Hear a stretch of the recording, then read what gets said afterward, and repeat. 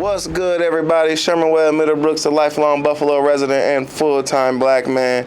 And man, I am here with a very special series, and we got our very first guest of the Open Buffalo Emerging Leaders Alumni Spotlight. Okay, we are going to be shedding light on 10 of Open Buffalo's Emerging Leaders Alumni to celebrate the 10th year of the program.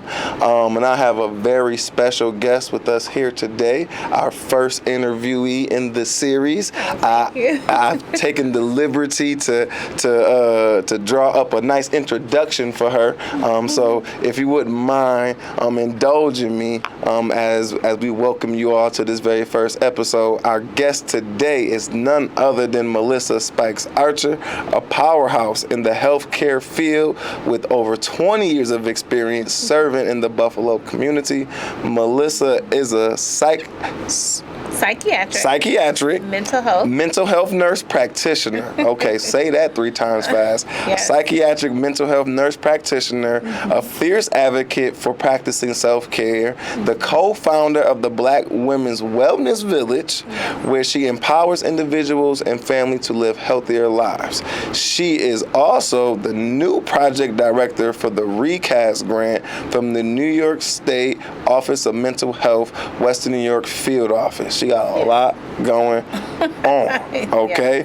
Her leadership extends far beyond the clinic, though. So she out here in the streets and in the clinic putting in the work. She serves on multiple boards, including the Epic Crisis Services and Mental Health Advocates of Western New York, and on the Open Buffalo Emerging Leaders Advisory Board, which is dope. That's kind of full circle being here. Yeah. She is also a proud recipient of the Black Achievers Award, the Distinguished TroCare Alumni Award, and the NAACP Presidential Award. And here's something incredible. She recently saved her husband's life, thanks to a CPR training, which we will be talking about in this interview. I know I happen to know your husband, good brother Fred. He's a real good dude, a wonderful spirit. Actually was my daughter's pediatrician for some time. Yeah. That's beautiful. Yeah. So absolute tremendous bedside manner. And he and I also facilitated a series of the Nurturing Fathers program together. Yep, which was a blast. Yes, he was a lot of fun. Yeah, he was a whole lot of fun, and it was cool because I enjoyed his sense of humor because it was a nice contrast to my kind of sense of humor. So I think the fellas got a lot out of it. So yeah, I'm so happy to have you with us. So happy that you take the time out of your busy schedule to kind of talk and sort of reflect. So what's going on with you currently? Talk to us a little bit about this new role with the New York State Office of Mental Health. Okay, so I'm about 3-4 weeks in. Okay. And with the top shooting, 5/14/2022, there was a lot of influx of how can we support our community getting through this, catastrophic event? Right. How can we support them mentally and emotionally so that, they can get through this trauma that we collectively experience? So first it was the Surge grant, and then it was the Reimagine I Am the Dream, and now it's the RECAST grant. Okay.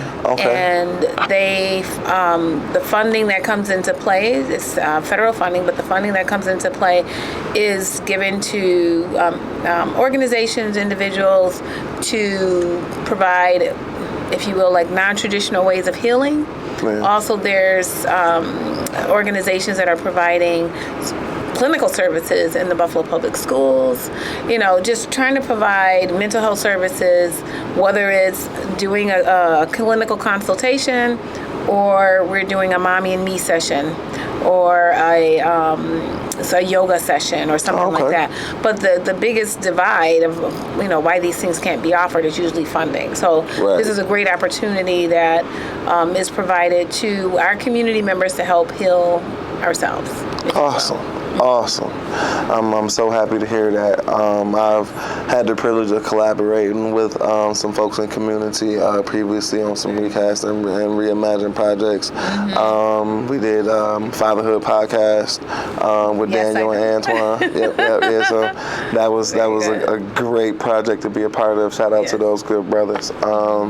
So, talk to us a little bit about your journey to Open Buffalo, and with Open Buffalo, how did you find your way to Open Buffalo? What has your experience been like as an emerging leader and as an alumni? I know that's a loaded question, but feel free to take whichever part. However much time we need. So if you feel free to take whichever part of that question that you want.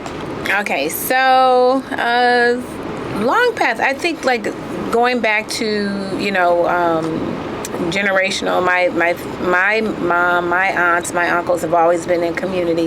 They've just been real quiet about it, but always in community, doing something, providing something, and giving back. And because so much has been given to them, and they we feel so blessed. It's like you can only do so much and buy so much. You have to give back. You have to put that seed in someone else and be able to, you can do it too. And especially when they know your story. Right. I grew up in the town gardens, and it's wonderful to be able to come back and say, okay, you can do this too. And you may have experienced all these things I did too, and this is how I navigated it. So it helps inspire people. So the foundation was already there.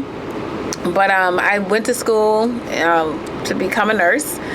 Initially, I was going to become a doctor and join the military. Life happened. So instead, I became a nurse, which I'm so happy that I did. That's interesting. Nothing against doctors, because I'm married to one, love them all. A lot of friends that are. But became a nurse, and I did join the military and did nursing for few years, I'll say. I still say I'm 21, but I did nursing for about 20 years. And, had realized, we're taking care of people's bodies and healing them, but the mental and emotional aspect may not have been as at the forefront as it probably should have been. So people were still having issues. And sometimes, especially like if you're in an emergency room, they're coming in with panic attacks, anxiety attacks. It's like, what are we missing here?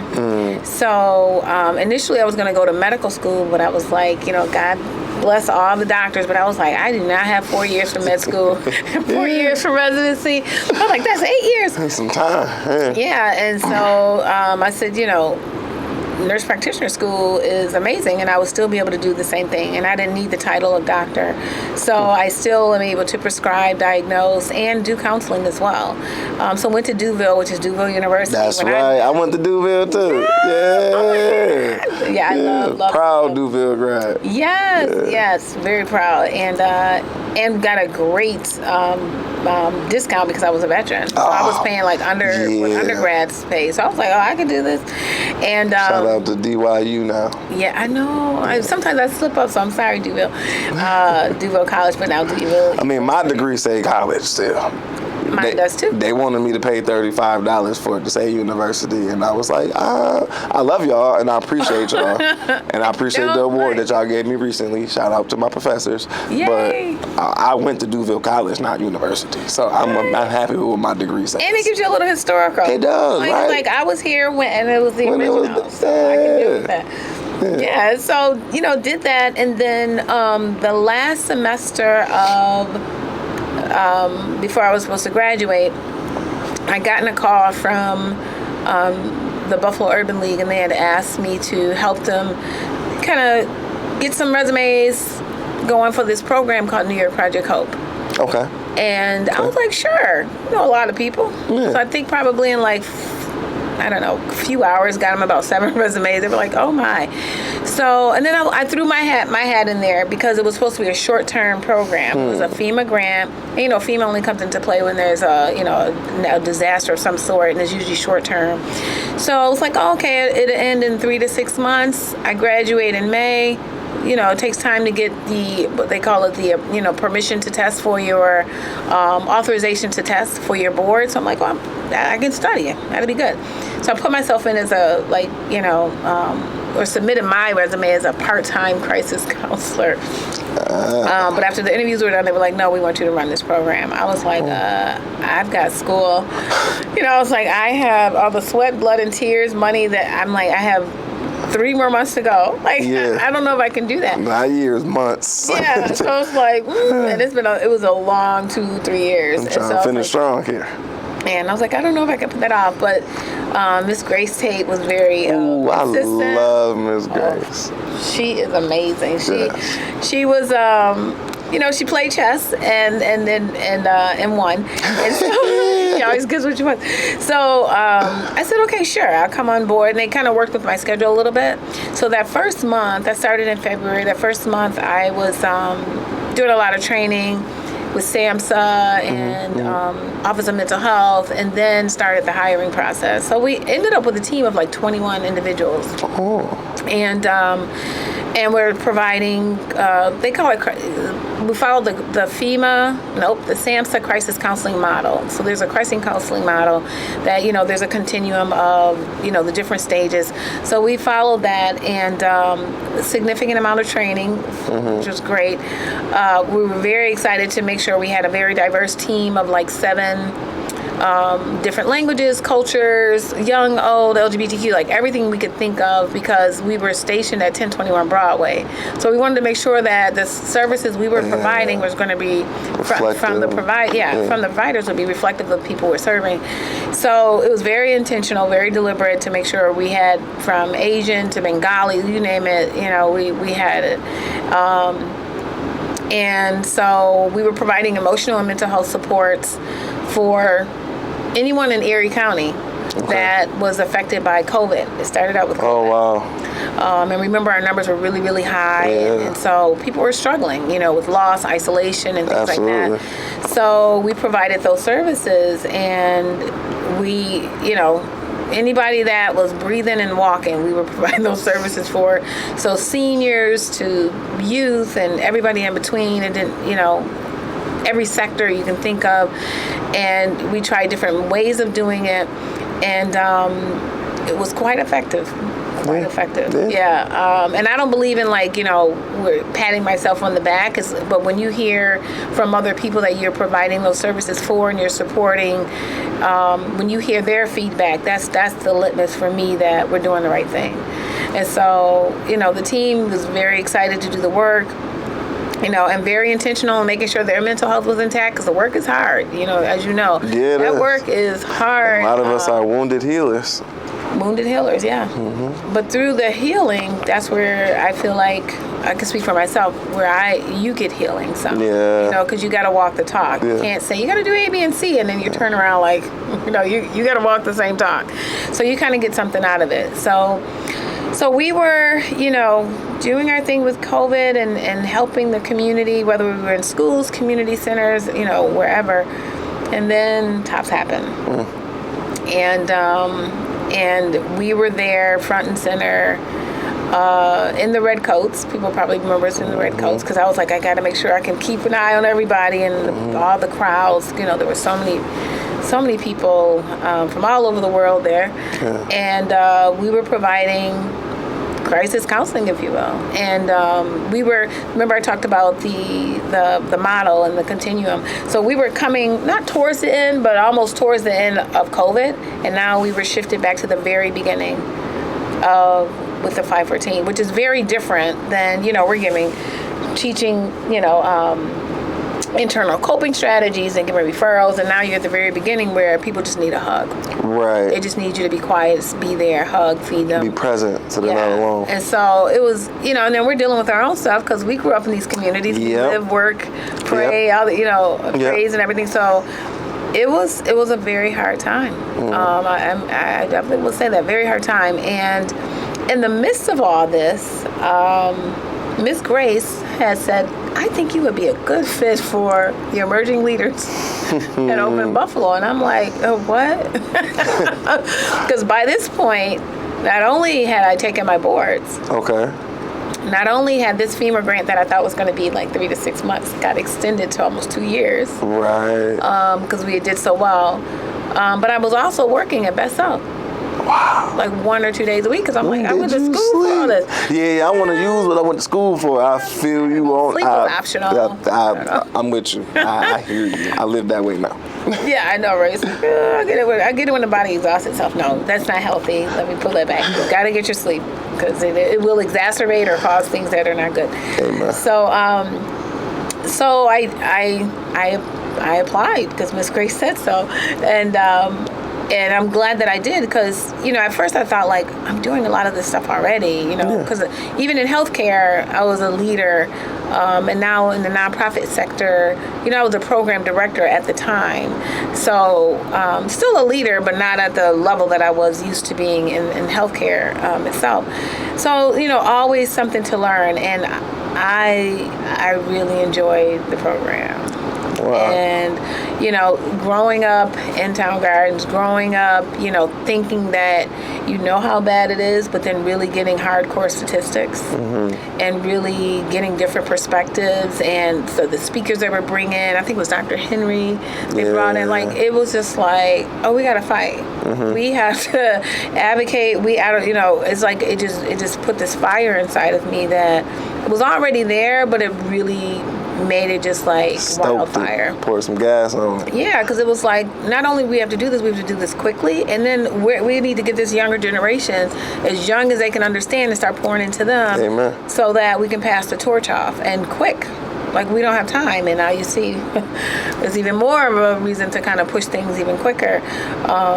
So that's how I came into, Open Buffalo, Emerging Leaders, and then, got into where, you're seeing all these other emerging leaders from different cohorts and all the wonderful things that they're doing. And I'm like, okay. You became a part of something, Yeah, and so it was really, really exciting. So I definitely have to say thank you to Ms. Grace. And thank you for... everybody at Open Buffalo that was part of it, Max, and like everybody that was doing their part to make sure that we got what we needed and challenged us. They pushed us. And I appreciate that, because I definitely don't go with the grain all the time. Definitely want to, think outside the box, push the envelope, just to make sure everybody is getting equitably what they should be getting. Yeah, that's what's up. I love to hear that. So I didn't say this in the intro, but I was part of the original class of Emerging Leaders. Oh my God. Back in 2015, the original class, which is why it's a privilege and honor to be able to host this series for them. Oh, it is circling all the way. It is. It really is. It really is. I'm super proud. Yes. Because Leslie was like, I can come help, but I don't feel what I'm off today. She was like, do you need to reschedule? I'm like, no, I got it. I got it. I can do it. She did. She said, I don't feel good. I'm like, oh, whatever you want to do, let me know. No, I got it. Yeah. Shout out to you, Leslie. Can't wait to have you on the next one, or whichever one you want to be a part of. But yeah, most definitely, like, you were the original class. Yeah, I couldn't. So I'm like, I couldn't wait to host this. I couldn't wait to do this. Like, who more appropriate? Yes.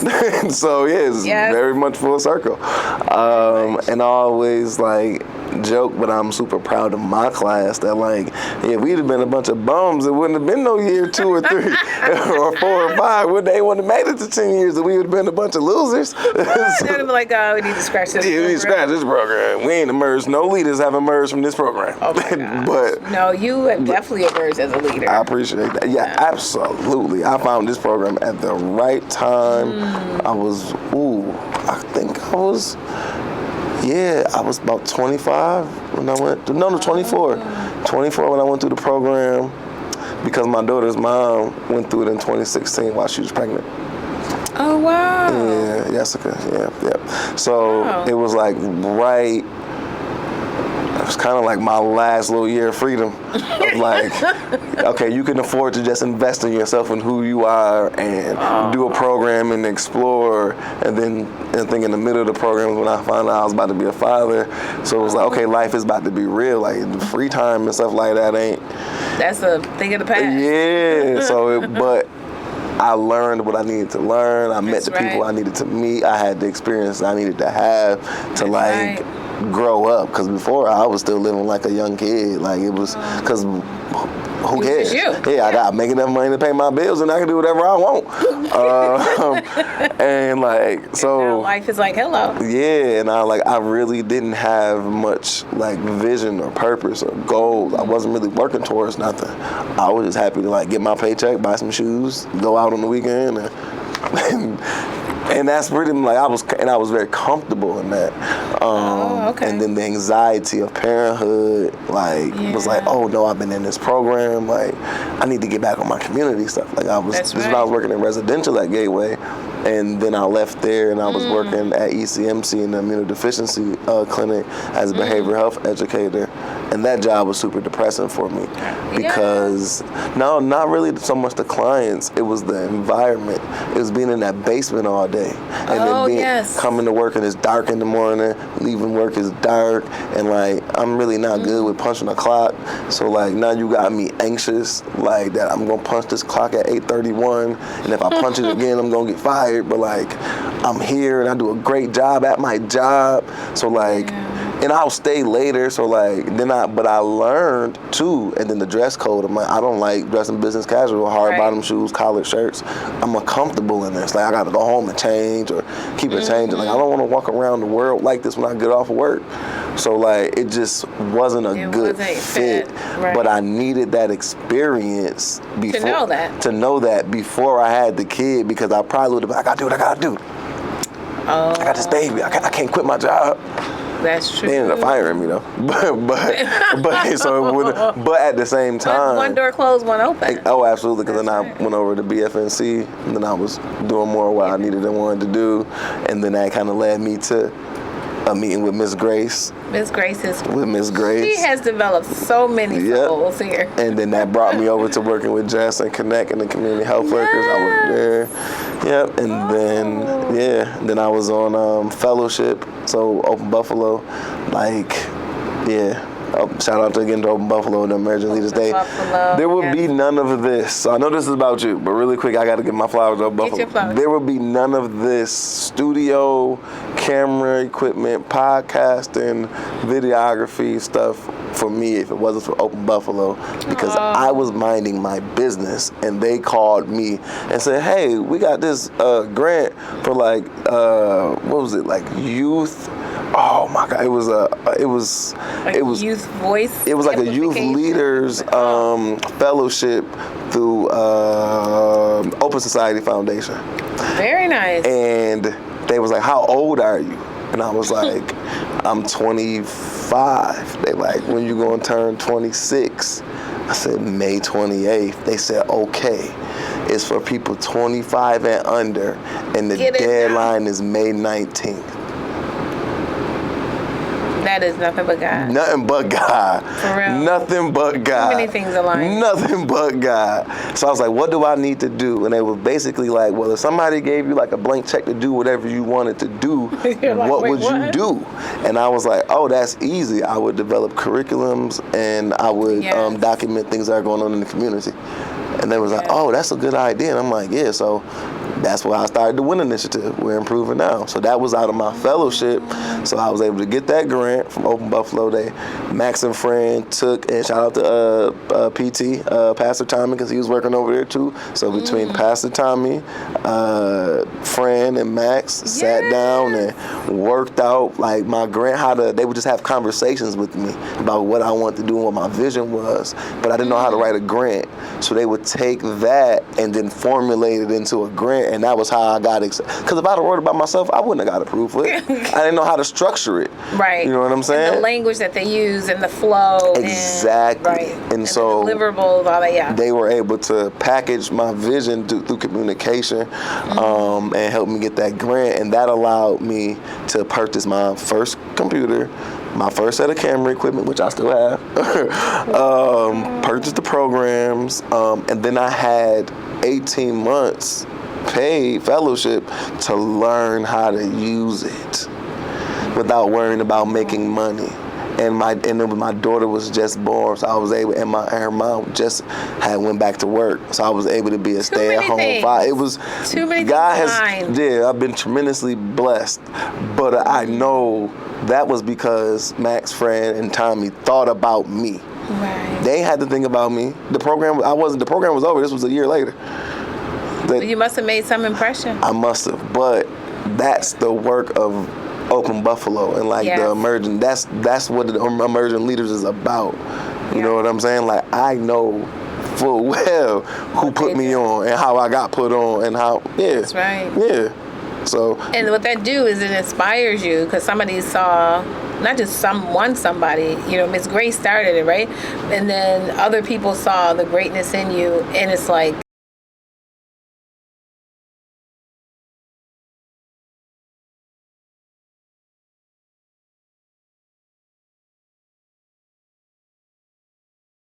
youth without even knowing it. Yeah, no, I'm definitely doing it without knowing it, but a lot of times I'm super intentional about it, because I owe. That's right. Because also my work, I'm a reformed bully. So I owe the community. I wasn't always a nice person. I wasn't always approachable and sweet. No, I was a jerk a lot, and mean, and used to find humor in harming people. But you know what that is usually, and this is coming now. I got my psych hat on. Okay. That usually occurs because of things that we've gone through. Oh yeah, absolutely. And so we're just putting it back out there because we felt helpless, or we couldn't defend ourselves in that moment. So somebody else is going to pay. Yeah, and this is how you learn to assert yourself on a different level, food chain, right? And also it's definitely a lot of vicarious learning, social learning. So I seen you not stand up for yourself and how you get treated. Right. I'm going to come in the room standing up for myself. That's Matter right. of fact, I'm going to start standing on people. To make sure nobody tries to stand on me. That's right. So you're not about to make me a victim. That's right. You're not about to get a chance. Actually, I'm about to victimize. Mm-hmm. Instead of just understanding that, no, I could just move through the world and just not cause any harm to anybody. Right. And just have a willingness and an ability to defend myself if I'm met with that. But I don't have to initiate negativity to get up. But you were provided a safe space to explore that. Absolutely. And that's what a lot of our kids don't. And not only just a lot of our kids, but people aren't given that space to do that. Yeah. You know what I mean? And I'm pretty sure somebody said, listen, you got to sit up straight. They held you accountable, yes. but they loved you up, yes. and they provided that safe space where you're the amygdala in the brain is what tells us is either fight, flight, freeze, or fawn. Mm-hmm. So if a bear is standing next to us, we don't think, we're just going to run. Or a car is coming after us, you're going to run. You're not even thinking, right? But sometimes when we've gone through so much stress and trauma and, stuff as children or even as adults,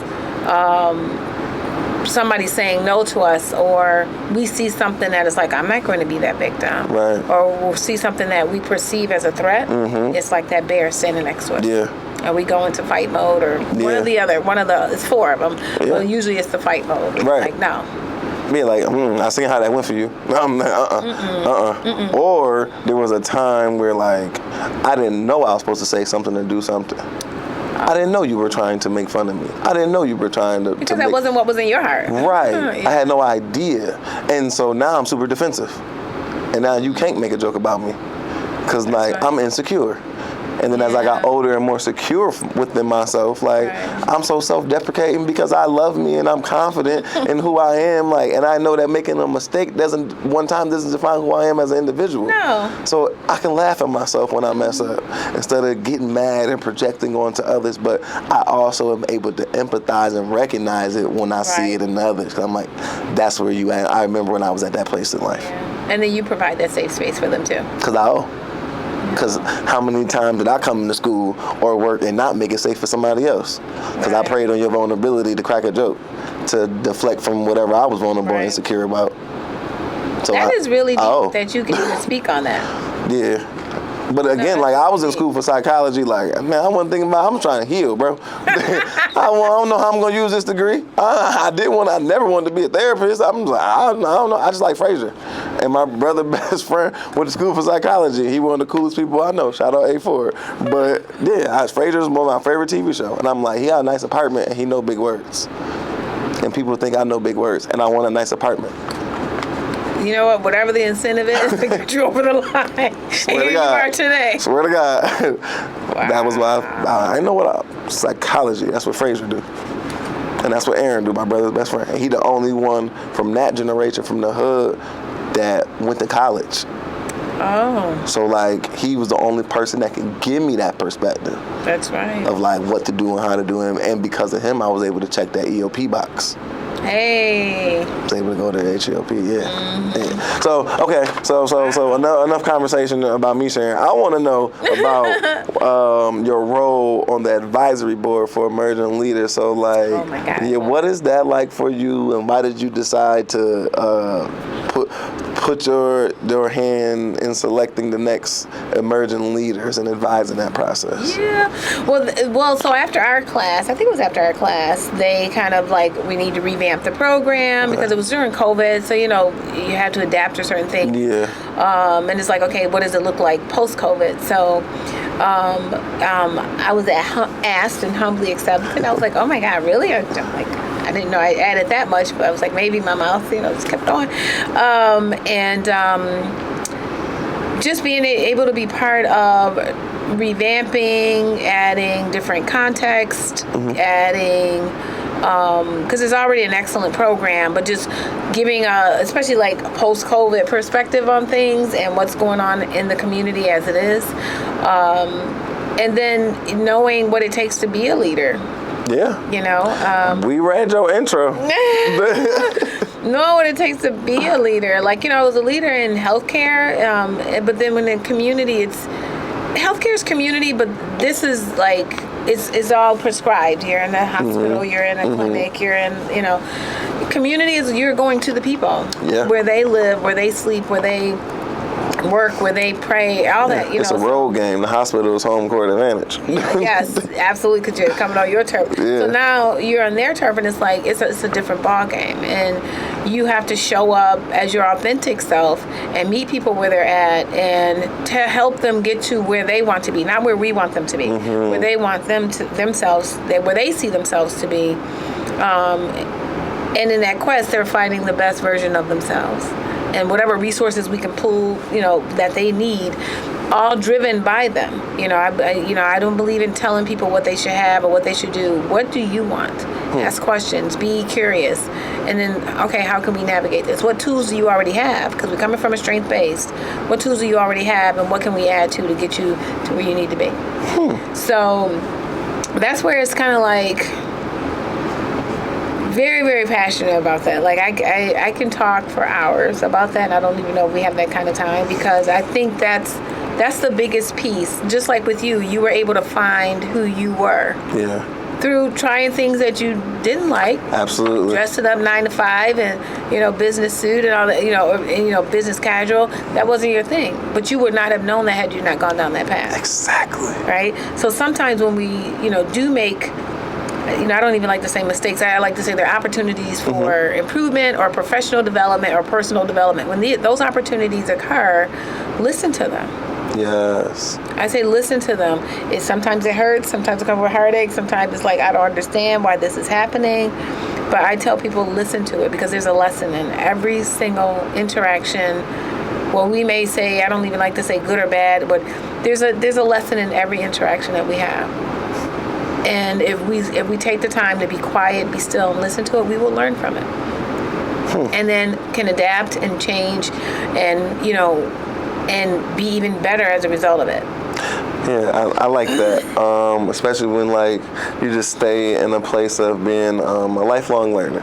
Right. And always just looking to grow and progress and develop.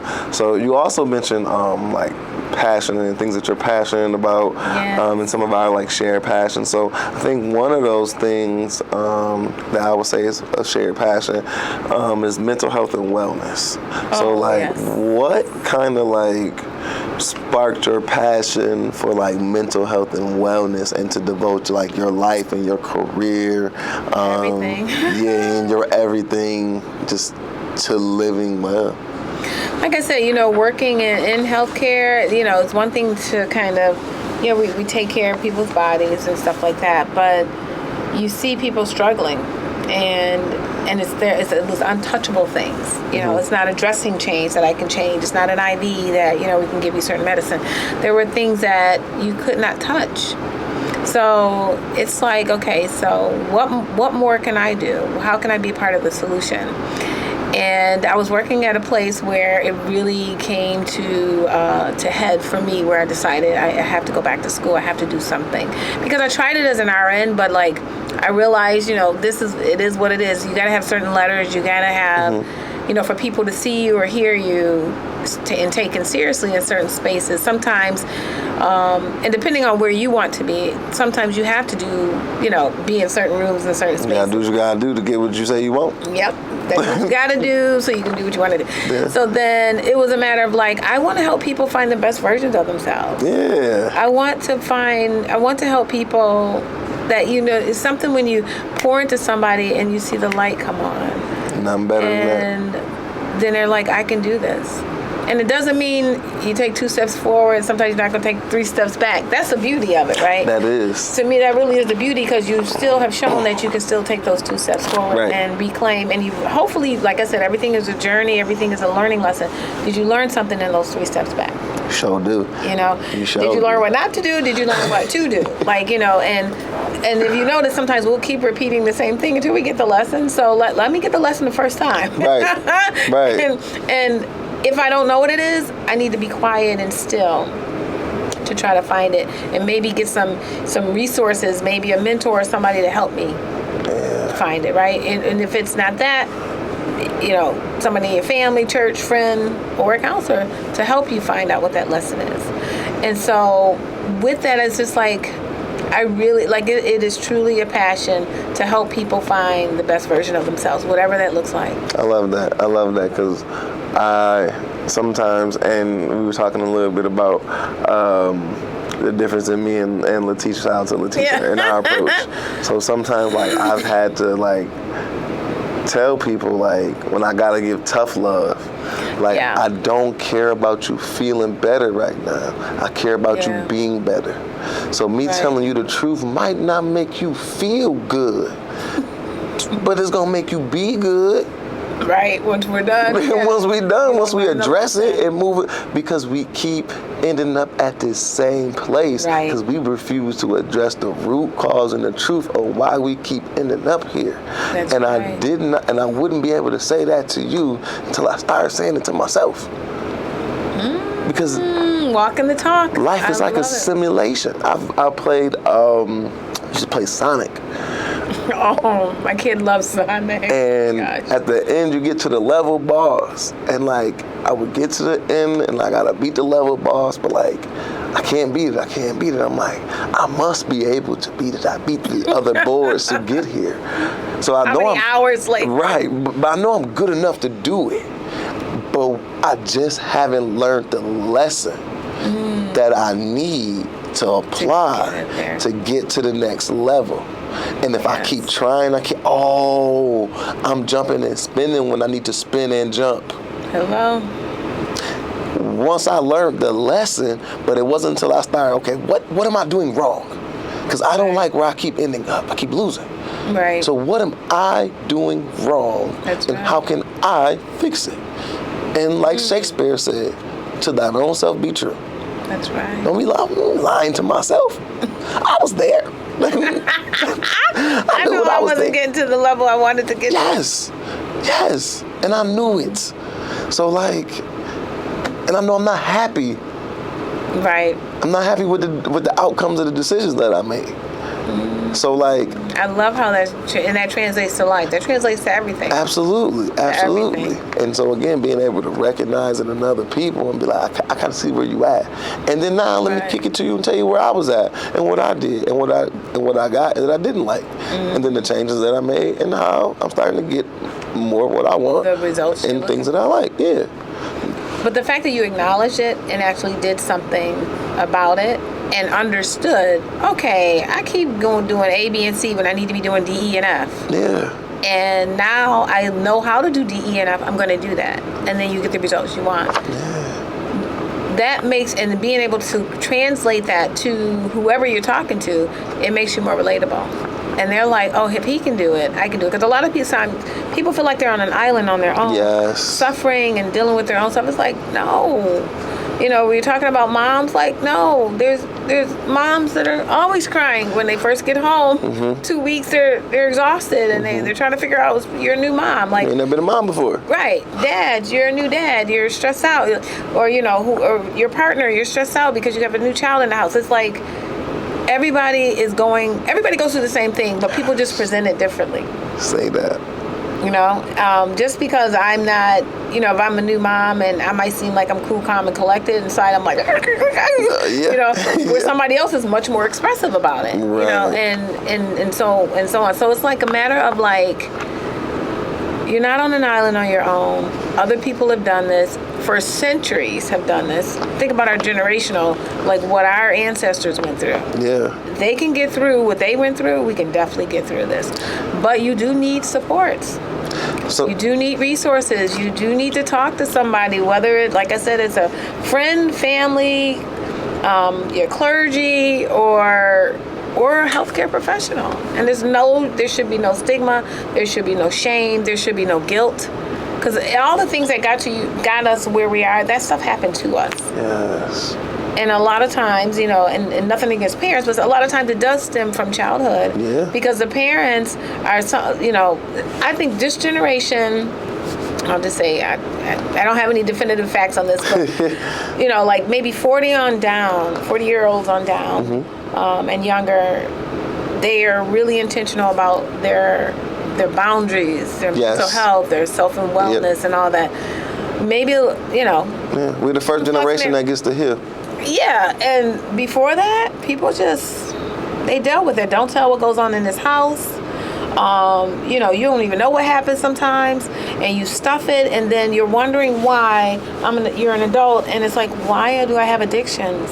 Thank you. Why am I dealing with domestic violence, or why am I the person committing the domestic violence? Like, and it's like, a lot of times we don't take that time to really kind of do a deep dive, because we don't even know what it is. Mm-hmm. Right? And it's like, now I love that this generation, and especially I have a 13-year-old and I got 20-year-olds, they are definitely about their boundaries, and they're definitely about their, I'm not feeling this. And my 13-year-old even asked for mental health days. Yep. I'm like, oh my, I talked to this boy about mental health days. Yeah. Mom, I've had 5 exams this week. I need a mental health day. I'm like, yeah, Saturday, Sunday, right?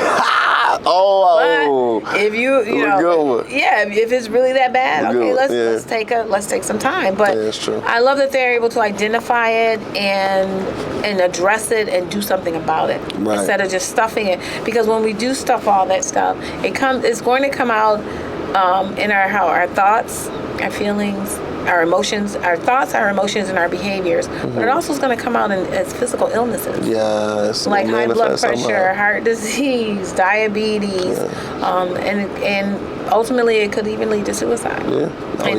There's something called the ACEs screening. I know you know about that. Adverse childhood experiences mm-hmm. of what we've gone through up to the age of 18. Yeah. And it's like a 10 question, I know, but the higher the score indicates your preponderance for heart disease or suicidality, all these different things that it's true and it's evidence based. And so it's like, if we get ourselves in a good and healthy mental and emotional state and do the work, right? No shame and no guilt. what did they say? We listen and we don't judge. Right? I love that because it's so true. We listen and we don't judge. Where would you ever hear that in any other generation? Right. In any other generation. Yeah, because and I couldn't agree with you more. My daughter is about to be 9. She's the same way, but I think it's because me and her mom are like that. And I hear what you're saying about like your children coming to you, and so I think it's awesome when my child feels comfortable enough to communicate open, honestly, and transparent with me. Like she ain't gotta be fake, and she's not afraid of me. She's not afraid to talk to me. So I'm like, if you're doing it now at 8, you'll do it at 18, you'll do it at 28, you'll do it at 38, and then when I'm gone, you're gonna talk to the sky and do it. But you're gonna do it because I'm intentional about, I want to react. I want to judge. But I'm not. I keep it to myself because I need to create the safe space. That's right. Even if it's just a simple little TikTok video that I think is nonsense and I want to do something else. If I act uninterested in what you have to say to me now, you ain't going to be interested in telling me nothing later. Right. And I'm going to need to know later. Well, that's when you really going to need to When know. I'm really going to need to guide you as an adult and as a teenager, when I'm really going to have to guide you, you ain't going to want to come to me. And it's setting the foundation for whatever partner she chooses. Right. What she engages, what she attracts, and what she'll put up with. Absolutely. So if Papa is not like emotionally available and they're not there, that's what we get used to. Yeah. So we create the same environments if we don't know. Right. So that's why, and you do want, you want your children to be, to be able to talk to you, respect you. Yeah. But that's a life lesson for life. So that no matter if they're in their living room or the boardroom, they can handle their business. Yes. They can stand their ground respectfully, agree to disagree, clarify, defend what they're saying, and don't buckle down under the pressure. Like my mama used to say, boy, it ain't the what, it's the how. It ain't what you said to me, it was how you said it. That's right. And so I'll be like, okay, so she's not saying I can't say things to her. She ain't saying I can't talk to her. She just saying, watch how you talk to her. That's right. Take that bass out your voice. Take that sarcasm out your voice. Like, this is what I'm telling myself because I want to be heard. That's right. So I don't want anything to get in the way of me being heard. So you had to play the game. Exactly, because what I want to win. So a win for me is being heard. Because because when I do the other stuff, you get to pick on that and then talk about that, and then we don't talk about what I want to talk about. That's right. So now I've learned to be like, okay, don't give them a bone to chew. That's awesome. And that translates to work. Absolutely. That translates to life. That translates to your neighbors, anybody you're dealing with, any other human being. Say whatever I need to or want to with respect. I don't got an attitude in my voice. I ain't trying to intimidate you. I'm not trying to be sarcastic. I'm just trying to communicate a thought. Do we have the same mother? Because my mother used to say the same thing. You could say whatever, but you better be respectful. Yeah. We used to get what they call whoopings back in the day. Oh, yeah, I got that too. I used to have to cut my own switch messing with my grandma. I think I did that one time. And I was like, ouch. That hurt. I got 3 whoopings when I was growing up. And I was like, that really, really hurts. And I don't like whoopings. Well, I'm going to be good. Yeah, I'm going to be real good, But, I did not like whoopings. But I deserved all 3 of them. I will say that. I deserved this one. I got to. My mouth, I deserved all 3. So I was like, okay, I will be respectful in how I say things, my displeasure with things, my uncomfortability with things, but it's just how you say it. Yeah, I'm going to say it, though.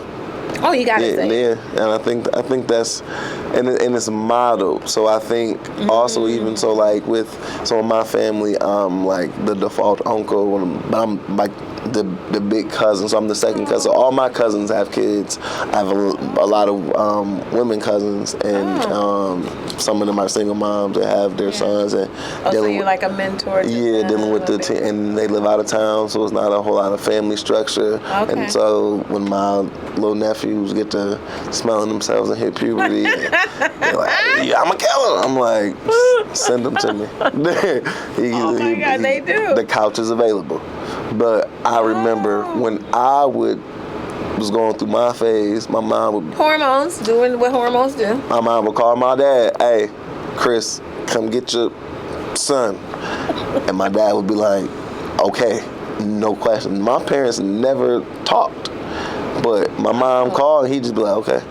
And then next thing I know, I hear a horn. Oh, shoot. And like, don't make him come in his house. I'm going to go outside. So my mom had backup. My mom had 6 brothers. So 6 brothers. Wow. Every time I messed up, it's a phone call. Call your uncles and tell them what you did. Why I gotta call and tell them? You call them? Yeah, so she would be like, because you like when they come in town and they want to give you money when they see you and want to and take you places, call and tell them what you did. So I would be like, hey, how you doing? I'm chilling, watching the game, and I gotta call and tell you that you was at home eating dinner, minding your business, and I just called you with my nonsense. I just messed up your day. It's on. So, but it taught me to be accountable. Yeah. You ain't about to get away with nothing.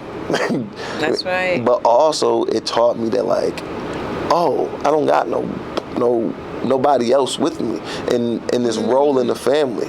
So like, I don't got 6 brothers to like. So, but I got all my cousins, and they've all taken care of me when I was younger. I'm younger than a lot of them, so send them to me. I got them. I do this if I can do this for a living with other people, kids. For your family. What I look like not doing it for my family. Are you an only child? To my mom, yes. To my mom, and I have a little brother with my dad. I also have a cousin who I'm related to on both sides of my family. I'll call my big brother. So his 7 kids are my nieces and nephews. His oldest is the nephew that's usually at my house. His mama called from Florida, like, get him.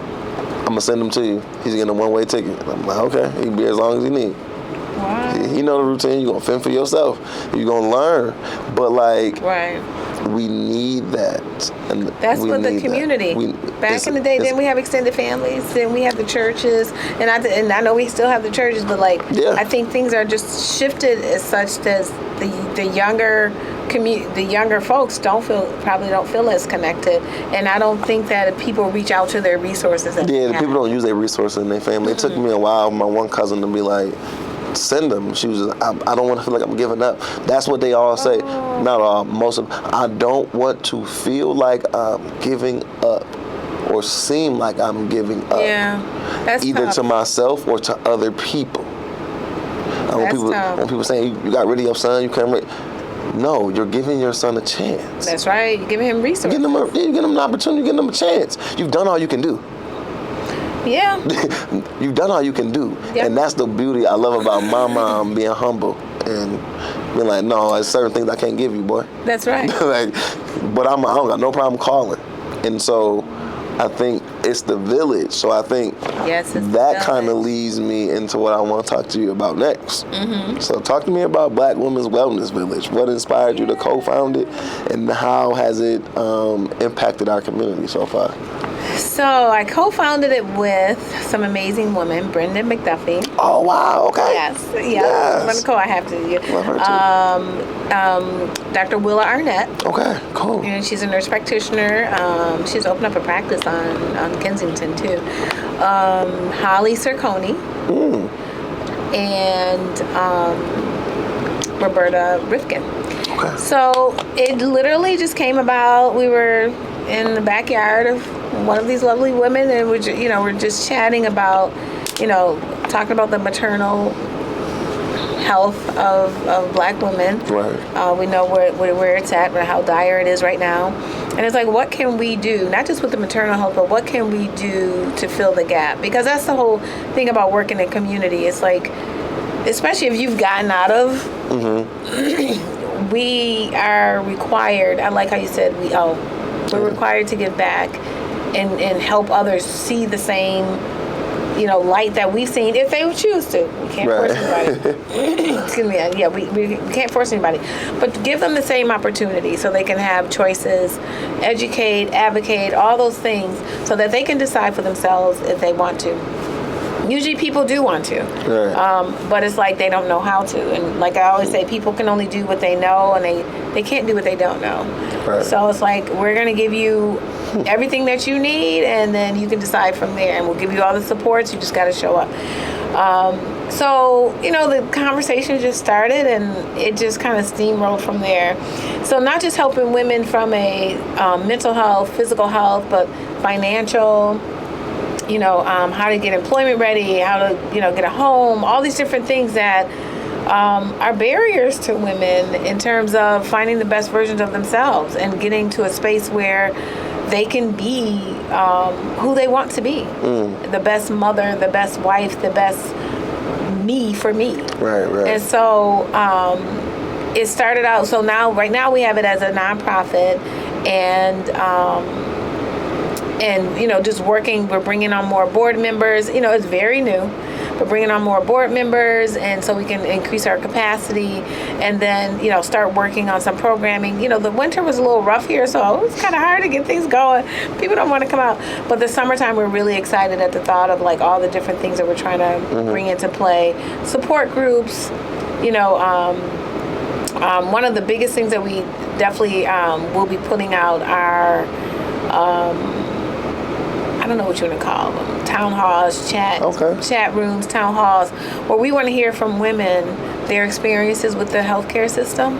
Okay. And we want them to decide how we together will radically reimagine, radically change how they are experiencing the healthcare system. And it needs to come from them.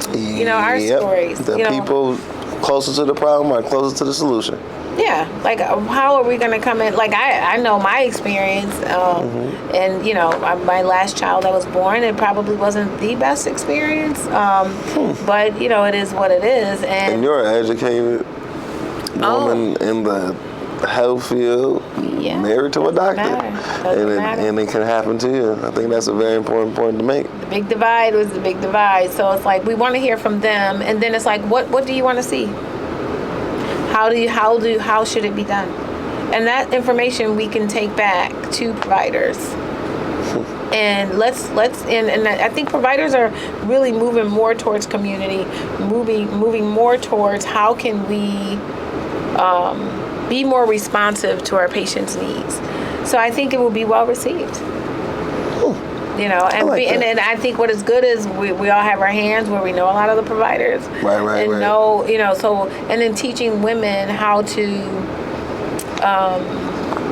advocate for themselves, have some health literacy for themselves. Know the questions to ask. Don't be intimidated because a provider comes in. And you hear about the white coat syndrome where the blood pressure goes up and I'm so nervous. Make a list of your questions before you go in. Yeah, that's a great idea. Yeah, make a list of your questions. Make a list of your concerns. Make them earn their money. Make them earn. That's how I used to tell my professors. My tuition, you gonna answer every question I got. make you earn this money. When is your office hours? Yes, I'm there. You're earning this money. I'm getting my tuition's worth, and I'm an HLP. I ain't even paying it, but I'm still. Hilarious. Well, somebody's paying. Somebody is paying so it. You are paying. I'm getting their money's worth. Right. We getting the taxpayer money's worth. Your money's not wasted on me. I love it. But it's that point though. Like, make these doctors and folks earn their money. Don't let them just come in and give you their last little 15 minutes and look down at their chart. And my mom is like, I love my mom because she has told me she's gotten walked out of offices, told like the receptionist, like, I need a new provider. They didn't look at me in the eye. They didn't sit down. Like, they kept their face on their paper. They took too many notes. They didn't take enough notes. Or they typing. Well, whatever. If she don't like it, it's done. She gonna say something. This is also why I don't take her out to eat. So you see, because she ain't never happy. But I love you, Mom. I'm like, you just said that on camera. I tell you this all the time. But to that point though, like, if she's unhappy, but as a kid, I watched that. And that's where you learn. Yeah, you say have something. A voice, and you should say something. Right? Yeah, say something. Right. Otherwise, they're gonna keep doing it. Right, because they won't know. Can't do what you don't know. Right. Yeah, but so there are so many providers, right? You have medical doctors, you have doctors of osteopathy, you have DOs, they call them, or MDs. You have nurse practitioners, PAs, you have nurses. So many different players in the healthcare field. And the majority of them are responsive and want to do well. But I feel bad sometimes because the few that, for whatever reason, are where they're at, that provides a bad taste in people's mouth. Yeah. And sometimes that overshadows like all the good work that has been done, the researchers and everything. That's why, I know measles are kind of creeping back up, but why measles was eradicated for so long, 25, 30 years eradicated. Yeah, that wasn't even relevant when I was a kid. Yeah, and now, we got some stuff here, but it's like people are doing the work, but no matter if it's medicine, law, education, there's always going to be a few people that probably need to look at something else. Yeah, I couldn't agree with you more. Because you're dealing with human beings. Human beings are, we're fickle, we're messy, we're complex, and we're imperfect. But to me, that's where the perfection lies. That's where the fun is, too. Yeah, that's where it gets interesting. It most definitely is. And I remember when we did cultural competence training with Connect and the community health workers. Connect is amazing. And shout out to Jess and everybody over there. So I remember we were doing the in-services at a lot of the clinics. And we would come in there for like a half an hour, 90 minutes, and do a cultural competence in service for the healthcare service. So I forget which company, but that ain't the point. But we would go in there, and I would always ask if it was more like a tougher crowd, or not even if they were resistant, if maybe it just wasn't landing or they wasn't getting it. Right. Because you're trying to know your audience, so you know how to deliver the message. Absolutely. So I would be like, don't you go to the doctors too? Then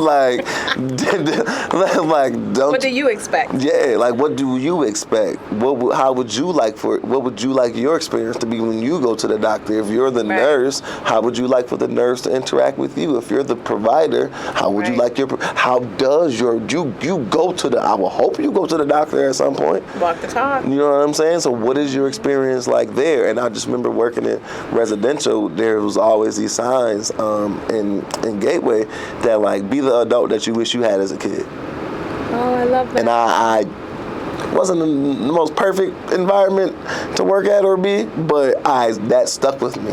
Yeah. Coming in and seeing that every day, because it just made sense. If it makes sense, it makes sense. Right. So I always would think about that with any kind of provider. It's that's right. You a counselor? Don't you see a counselor? I would hope so. We all need to dump it somewhere. Yeah. We need to share. Yeah. You a lawyer? Don't you have to hire a lawyer? You a mechanic? Have you never taken your car to the shop to get something fixed that you couldn't do? Right. So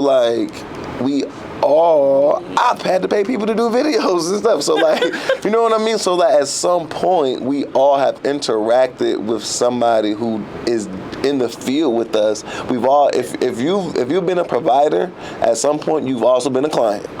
Oh, absolutely. And I think everybody should be a patient. Absolutely. Because once you're a patient, you really get to see you're not just coming in, oh, hi, Mr. So-and-so or Miss So-and-so, you're doing your thing. You get to see how it feels to be on the other end. Yep.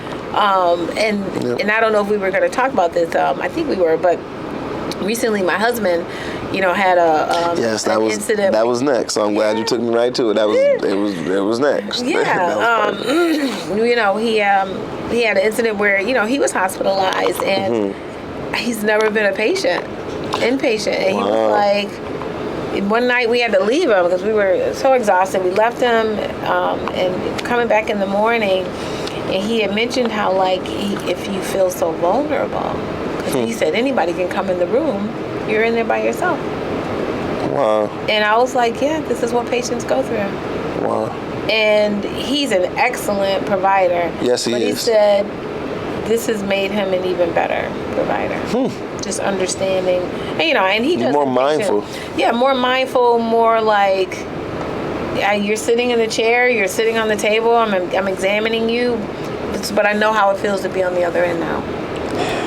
Because before he was just, when he goes to his doctor, it's just an annual physical, but this was a big event. His heart stopped. And so now there's a lot of follow-up. There's a lot of... More doctor's appointments. Yeah. So, just seeing that part of it, it's just I'm so that was a lesson. That was the lesson. There's a lesson in everything, you know. And I'm sure there's many more because we're learning them every single day. Because it's only been 5 months that he has been home. That he's been, you know, brought him back. He's alive and home. And he's working. He's back at work. He's doing everything great. It was 5 months yesterday. Wow. And it was crazy. We were saying before we started recording, because I didn't know. Yeah. And so, like, I have a short list of some of my favorite couples in Buffalo. Aww. So it's St. Ville's, y'all definitely on there. Kristen Noel, got y'all on there, St. Ville's. But you and Fred definitely are on my short list of like some of in the YJs, Idris and Ismail. I love them. Very short list of like just people who I just love to see them in love. I just love to see it, and you and good brother Fred are most definitely on that list. Yeah, have fun. Yes. Dance. Yeah. Like, and seeing y'all together and y'all being like so like youthful and like seeing that brother, I wasn't there when y'all first met. But seeing that brother look at you still, how I imagine how he looked at you when y'all first met. You want to know how we met? Sure. I think I was a fairly new nurse, probably under a year, and he was a resident. We met at Children's. Okay. And he tells the story of when he saw me in the ER. I don't remember that. He was watching. Yeah, but when we really met, there was a kid that it's funny because, like, you know, I had to do CPR to save him, but there was a kid that had coded. And we saved this kid together. So it was kind of funny how things happen. Right? Wow. I still remember the room in 1019 at Children's, and this kid coded. It was pretty bad, and we saved the kid. And I was working on the floor, got the kid to the ICU, and he had joked during the code. Excuse me. And I think I was the charge nurse. Very serious. I was in the military. I was very, you know, and I think I said something to him that like, aren't you ever serious? I was like, we do not joke during a code, and I didn't even know who he was. It was just like all I know because he was a first year, I think, intern. Okay. So you know, he wasn't the one calling the shots. You know, right. He was there to learn. Yeah, you know, the attending was at the top of the bed calling the shots, and we're all doing what we're told, and we know what to do. But you know, he's running the code, and Fred cracked a joke, and I was like, what? Oh. Yeah, I said Fred cracked a joke, and I was like, what are you doing? I said, no, this is afterwards. So I after like 10 minutes or so went by, you know, after a code. You know, thank God we saved this child, but it's like there's such an adrenaline rush, and a letdown, and you got to deal with your own stuff. But guess what? You still got patience. Yeah, you got to keep it going. So he came to me like 10, 15 minutes later and was like, "Yes, I can be serious," and gave me like this little soliloquy of how he can be serious. And I realized I was like, "Oh, did I offend you?" I was so like. You had moved on. Yeah, I was like, what is this about? And I was like, oh my God, I'm so sorry. Because I was like, I don't want to offend anybody. It's just, that was just not the norm. Like, but what he taught me, he was like, I use humor to lower the temperature. You know, because this kid, I think this particular kid had coded, this was like their second time they had coded on the floor. And I don't know, the ICU was too busy or whatever, but then after to say, we were like, she has to go down. Like, this is the second time. Like, we just, you know, and, you know, so of course, everything is up here, everybody, you know, on high alert. And so he uses humor to kind of chill things out. And over the years, I mean, we've been together for 20, almost 30 years. That's what's up. And I'm like, wait a minute, oh my God. And I've learned to add a little bit more humor. In fact, I probably really goofy, but add a little bit more humor. You know, I'm always about lowering the temperature of the everyday grind. That's like one of my sayings. And I definitely learned that from him. That's what's up. Yeah, it was a blast facilitating nurturing fathers with him. And I'm like, usually I'm the one trying to crack jokes. usually I'm doing, but you know what? I'm going to just, I'ma just be the straight man and set him up for the punchlines. I'ma just toss him alley-oops. I'ma be Dwayne, and I'ma just toss him. I'ma just let him be LeBron. I'ma just toss him alley-oops, because I'm like, he get on this Zoom call, because also like he was busy, so he was taking time from what he was doing to step aside for 2 hours. Well, I think he was still seeing patients, but it would take 2 hours. It would be sometimes he would have to join later because he would be talking with patients or in the meeting.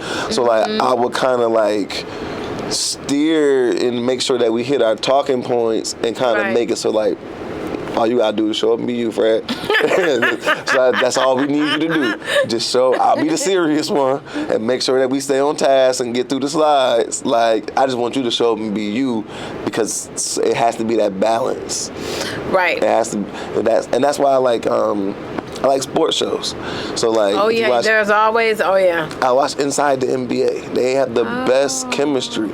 So like, you get Shaq and Kenny and Charles Barkley. They get to be free, but then Ernie keeps it cool. Ernie steers the ship. Somebody has to do it. And so sometimes I'm like, okay, do I need to be Charles and Shaq? Or do I need to show them, do I need to be Ernie? At least you're adaptable. Yeah. So like, you're a chameleon. You're like, okay, how is this going right now? What role isn't being filled? That's right. What do I need to play so we can win?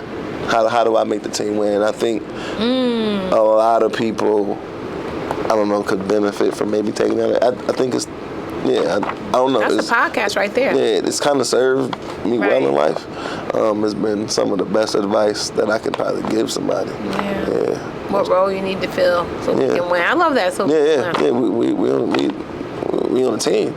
Like, we don't need another me. You know what I'm saying? Like, I don't want another me. Like, I can do this. I want to be around people who are great at and more so interested in things that I'm not, because then I can learn from them. Because I probably ain't gonna never put the time, effort, and energy into studying and getting the experience that you have in this field. But if I sit down and talk with you and build with you and connect with you, I can learn vicariously through you. That's right. And then you can learn vicariously through me. Right. And then now I could walk off, and then I might be able to give the wisdom that you gave to me to somebody else. Without them having to go through it, without me having to go through it. But it's all because we talked, we communicated and connected as humans. That's right. And shared our human experiences. And I think that's what, as I get older, I'm starting to learn. I have a passion for that, and I think it's been very beneficial to my mental health. But I think creating these spaces where it's the new normal for other men and just people in general. I'm so glad you said that. Yeah, to just talk and connect and build relationships, build community. They know they have a village. They have people they can depend on. You're not on an island by yourself, because that's a big thing that a lot of people kind of struggle with. They suffer in silence because they are ashamed or guilty. They feel guilty that and it's like, no. Ask a man that's over traditional college years. What's that, 22, maybe 25? Yeah. Ask them when the last time they made a friend. Especially with social media and all that. When the last time they made a friend? Like, I see it because I have my older brother, my cousins. These men are all 9, 10 years older than me. And so I kind of can see what I'm headed towards, because a lot of them have, like, they used to be in the streets. Right. They were very big players in the streets. They had families, potential incarcerations. God has provided them opportunity to avoid incarceration. But that also means you're going to have to work now. And so the money ain't going to come how it used to come. Right. And like, when you show up to work, you ain't the man no more. But when you stepped outside the neighborhood, you was the man. Yeah. And everybody knew you and respected you and to some degree needed you. But now, you just another, like Joe Schmo. Just another. And what does that do to your mental health? Yeah. And how does that lead to resentment, depression, anger? And honestly, that's what a lot of, I don't want to be political, but like, that's what a lot of the right has like capitalized on, that feeling of loneliness and isolation of men, and giving them something and somebody to blame and project and point the finger at. But I'm saying to my one cousin, I'm like, bro, you work from home. Right. in the basement. You be chilling, sitting there, smoking, cooling out, and you be vibing, doing your job, but like there's no social interaction. Yeah. There's no social interaction. So they lose those skills too. So when I invite you to come out and be around a group of men and make new friends, I don't know them, man. What kind of stuff y'all gonna be on? I don't know. I ain't never been there before. And it's like you done talked yourself out of it. Yeah. You know, because you're so isolated and inexperienced. And I think COVID had a lot to do with that. Absolutely. And we're like thawing out from that right now.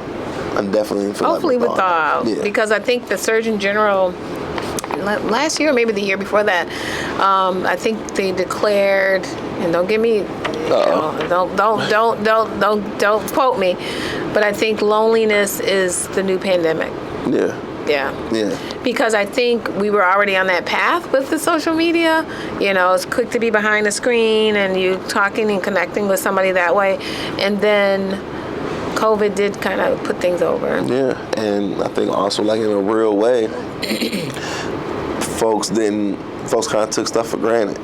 Yeah. And you still get that dopamine hit of human interaction, but it ain't really that oxytocin of that person really being there with you. Right. And so I think, and as we were sharing, like before we started recording, y'all, and I wish I was here before I hit record because we were talking a lot. We were talking and we pretty much had a great podcast before then. But pre-game. Right.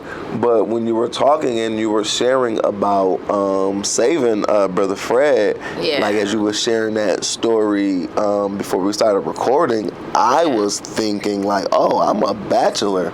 Yes, you did mention. Like, I live alone. Mm-hmm. So the brother is lucky to have an amazing wife, first of all, but also a wife who knows what to do because you're a medical professional and you weren't panicking. You knew what to do in that moment. Well, no, I'm requesting the 911 call. Okay. Because we're like, we have all these new family members now. The 911 dispatchers, the fire department, police department, and twin ambulance. Like, we made friends. We threw a party for them. We're inviting them to all the meetings. You know, we're about to start having all these meetings to start planning summer activities. I was hysterical. Because I was screaming and yelling, but I did the work. Right. No, my body, it was like muscle memory. It's like, oh my God, but it was like, because I think very fast, I move very fast. Yeah.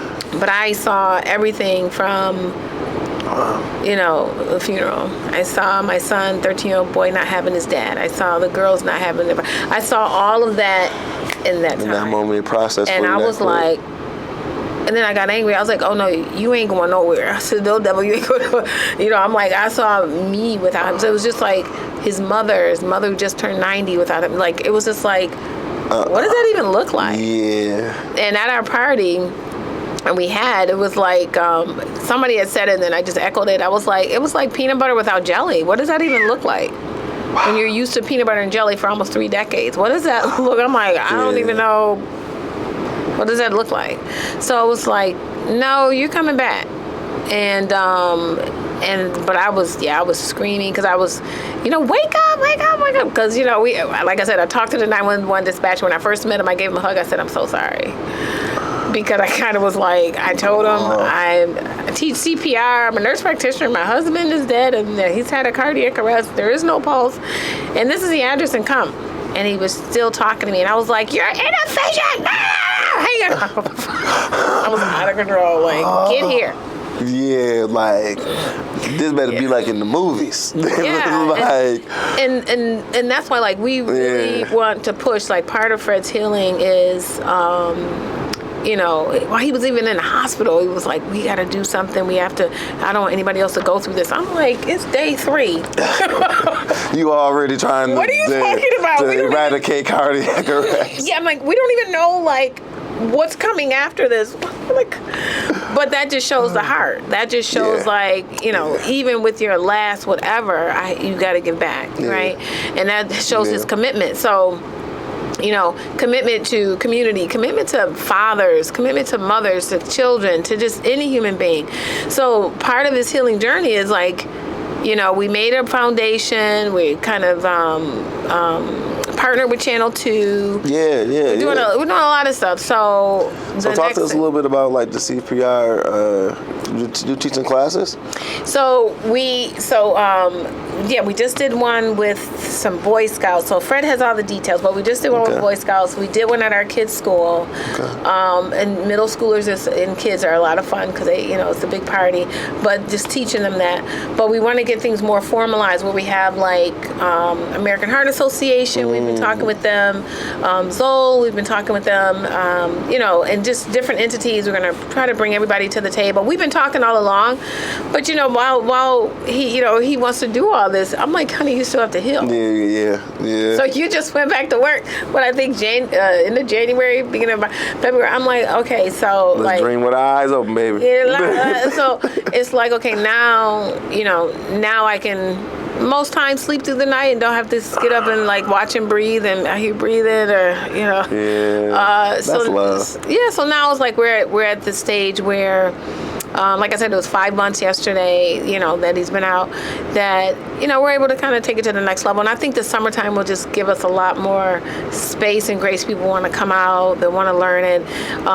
And because when it happens, we talked to some top cardiologists here. He got the best care, but the top, they're like, even people that know CPR, and when it happens at home, people are scared to touch their loved one in that space. And, am I going to hurt them? Because, sometimes you do crack ribs. I'm just being real. Things do, it's not a pretty scene. Right.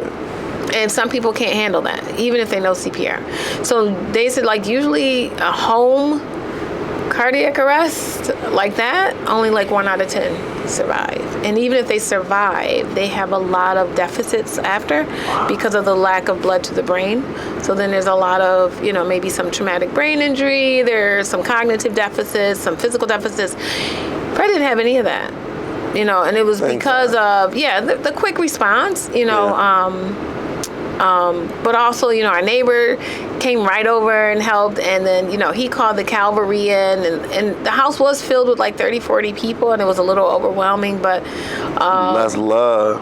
I went into autopilot, and I'm calling like every doctor I knew, all our friends, like, please make sure he gets the best.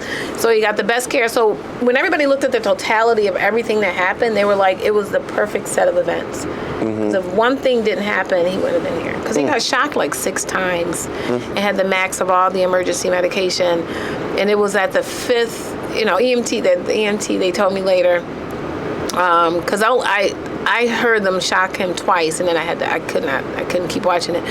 So I didn't know how many times, but they told me later all the things, and they said, by the 5th shock, they could see he was fighting back. Where usually they don't go that deep. They don't, after about 3 or 4 shocks, you kind of know that things are where they are. But I think I did scream from the living room, don't stop or something. I was out of control. But they were like, no, you were fine. And, but, we're just happy that he's here and he still has his whole capacity. And I knew he was okay when we were in the ER. And our Wi-Fi password, he set, and it's like 26 characters. Like, don't even ask me, okay? I don't even remember what I had for lunch today. So, and I leaned down and asked him what it was. Now, I knew some of the, whatever, he repeated it, and I was like, oh, we're good. Yeah. I was like, thank God, because, I didn't know. You don't know what's going to be on the other end. Yeah. So I was just like, okay, so let's just see what this is. But he knew what it was, and And at one point, though, the doctors did pull me to the side. They were like, does he talk this much? Because they thought it was. I was like, oh no, this is good. This is normal. This is good. He's the dean of admissions for the medical school, and he teaches residents. He talks all day. I'm like, this is good. So they laughed. I was like, no, he's a talker. Yeah. So because he was, oh my God, he. And there were residents coming in there. He's teaching them. He's teaching the nurses. I'm just like, be a patient. Turn it off. It's in him, not on him, man. Yeah, it's in him. Turn it off for a minute. But every day he's gotten stronger. He's doing his thing. He really is. That's wonderful. So it's a lot of stuff to come. He'll probably be being here talking to you. Oh yeah, I got to have him. I got to have him on one of these shows. I got to have him on one of these shows that we producing here out of this studio here at the Buffalo Center for Health Equity on the wonderful Canisius University campus. Yes. I would definitely love to have him on one of our our shows. Wow. So I know you said that like the trainings are coming up. So is there any way right now where people can get involved and get training on these life-saving measures? And is there any cost associated? Right. No, we don't want there to be any cost. We don't want any barriers at all. Okay. So they'll probably be part of like family day type of activities that we do. Food, fun, dance, and anything else we can throw at it. Right. But we want it to be the same way as people brushing their teeth. Like, we really need to know, everybody needs to know CPR. Yeah. And hands only is, you're just literally hands only on the chest. The heart is here, so not here, it's here. Just on the left side, going right? down. Yeah, just going down as hard as you can and just keep going. You don't have to do like we have to do the 2 breaths and 30. You don't have to do any of that. Yeah. Right? There is a GoFundMe. There is a lot of things, but once we get everything kind of wrapped up, we're going to have a meeting mid-April with about 10 entities, and then we'll roll it out. So I'll give you that information. But one of our other things that we were trying to do too is not just the CPR, but people have to know how to use AEDs. You were telling me you had met Damar Hamlin. What Damar Hamlin used, and that helped save his life. And so those things are really, and all those are, you put the pads on, and if the heart has a shockable rhythm, it will shock the heart and maybe get it to what we call sinus rhythm, just what's going on with us right now, right? Okay. So to keep our heart pumping, so the blood gets to where it needs to get to, because in the blood are those nutrients that keeps our body. It's like the blood, the blood to the body is like gas to a car. Yeah. So, and oxygenated blood is like gas to a car. So we need that. So, some of our goals is to, and we're on pace to make that, is to get some AEDs in. We want to put some in the city, and there's already. Let me back up. There's already initiatives being done right now to get AEDs, to get trainings done. In Erie County, and I think one of the doctors from Damar Hamlin's doctor is part of that initiative. Like, they're teaching in the Buffalo Public Schools, hands-only CPR. So there's a lot of things that are occurring, and just like you said, where can you fit in? Where are the gaps? So that's what we're kind of looking at. So Fred, when he went and got his first haircut after all this, oh yeah, he was a bear. Excuse me, all this hair. So it's his barber, and I went with him because, I'm just like, I gotta make sure. You had to see the transformation. And the barber said, what's going on? Where you been at, bro? He's like, oh, are you okay? And so Fred told him the story. And so that is going to be one of our first things, is get an AED in that barber shop. Wow. Teach them CPR. Yeah. So they can start the conversation with all of their patrons. Yeah. And then, there's some cost around maintaining it. So every year when you have an AED, every month you should be checking the battery, but then every year you need to check the battery and the pads and things like that. We're going to pay for all that cost. Okay, that's awesome. So we want to get a couple in the city initially, a couple in the suburbs where there's a gap. And then also, we knew this before, but now it's like even more, but in the rural areas too. Oh, yeah. There is nothing. And everything is spread out too. So you start doing 2-hand CPR and you're by yourself. And you're by yourself. You only got about 8. If you do 2-hand CPR and you're by yourself, you're going to get tired.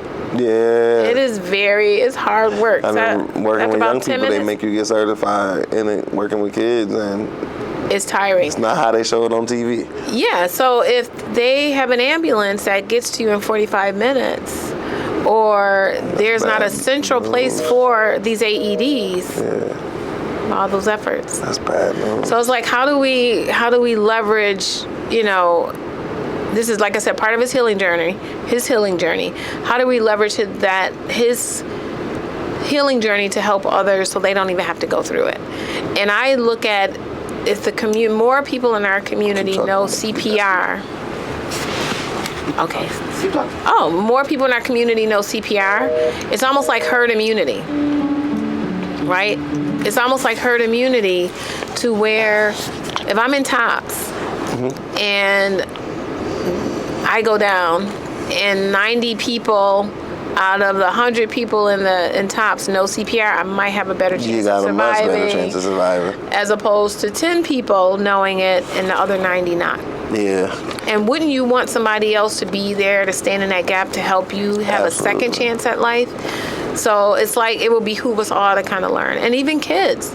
Oh, yeah. And make it part of, just like brushing your teeth, like it should be part of the conversation, yeah, just like mental health, all these things. Yeah. So it's just like, we're on the path. That's what's up. I think we all get different assignments.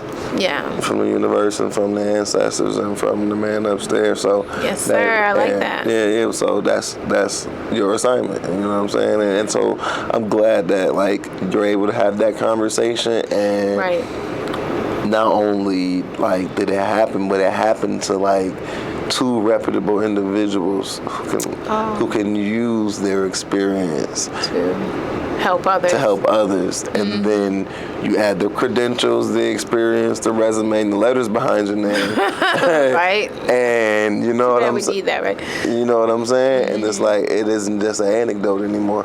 Right. It's not. Anecdote is fine. Like, again, like, we need the story. I love the Bills, but DeMar Hamlin has an anecdote. That's right. So he could just He's an amazing human being. Yeah, everything that I've seen about him makes me glad that we kept him. Yeah, he's a good kid. Yeah, it makes me glad that we kept him. And so he's speaking his own experience from that perspective. Right. But to have individuals who can speak to it from a psychological, a medical, and then even just the direct personal experience, all wrapped in one, like y'all panel by yourselves when it comes to this. You know what I'm saying? Yeah. Y'all panel. So I think it's important for like y'all to have this conversation because you add legitimacy to it. Right. And at least in my opinion. And even from the kids, like our 13-year-old, I'm frequently asking him, does he need counseling? Does he want to talk about it? He's like, no. They both said it. No, we have you. I'm like, we all need to unpack this somewhere. But because we talk so much and we joke and we play so much and we have such a village around us, I think that's what's helping him. But he does do a lot of these things with Dad. My assignment is just to be supportive. But when Fred is out there in front of an audience and he's talking, it's him and young Fred. You know, and I push them out there because, number one, it's part of your healing journey. You know, and sometimes, you know, that stigma, maybe, I don't know if that's what it is, the stigma of like, oh, do I need counseling or whatever like that. This is part, when you're telling your story and you're helping other people, or you're telling your story and it's out there, it is healing. It gets easier. It really is. And and our 13-year-old, the last thing that we did, somebody asked him specifically, what did he feel? And he said, I was confused and scared. Very direct. Yeah, I can imagine. I was like, okay. I can imagine. So we want to develop some kind of kid version, if you will, a youth version around this, so that kids will just be, you know, make it part of the conversation. Every day you brush your teeth, oh yeah, CPR. And have some times where they can come and practice. Yeah. When it occurred, it was just me and young Fred at home. And our youngest daughter was in Atlanta. And our oldest daughter, we called, I don't know how many red lights she passed, but she got there in 10 minutes. She lives a little bit further away than 10 minutes, and she couldn't even get down the street.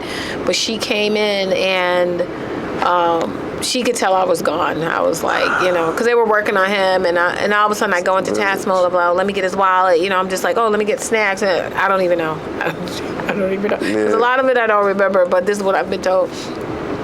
And then, you know, when they took him, and it was quiet. I remember it was very quiet. And there was a police officer still there. And at one point, I found him very annoying. And he knows this because I told him. Because he was following me everywhere. And the reason being, you know, they have a system. You know, it's organized chaos. Reminds me of the military. Organized chaos, if you will. But everybody has a role. Yeah. But it looks totally chaotic.